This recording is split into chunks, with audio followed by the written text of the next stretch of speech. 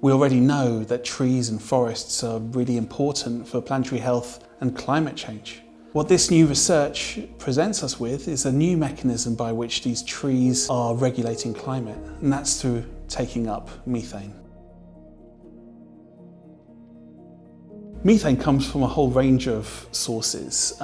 There's huge natural sources, so that includes things like natural wetlands, which are the main individual source. What's perhaps more worrying and more important in terms of addressing climate change is to look at the anthropogenic sources. And that includes things like fossil fuels. So, natural gas, the main component of that is methane. Once it's produced, methane goes out into the atmosphere, and when it's in the atmosphere, it's subject to a number of processes. While it's there waiting to be oxidized by the atmospheric methane sink, it's contributing to climate change. What my research has shown, together with an international team, has been that trees are an important sink in the Earth system. We now know that there's these three principal sinks: there's soils, there's the atmosphere, and now we know there's trees.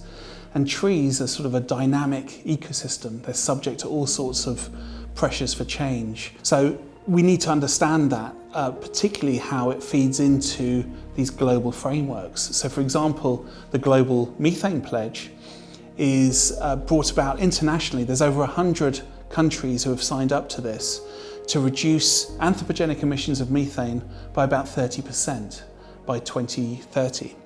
And if we do that, we'll get a 0.2 degree benefit in terms of climate change by 2050. So that's a good thing. If we introduce trees into that equation, and we now understand their important sink function for atmospheric methane, it means we have to be far more careful at preserving our existing forests and the diversity that lives within those, because they're so important and are additionally important beyond just the carbon they contain.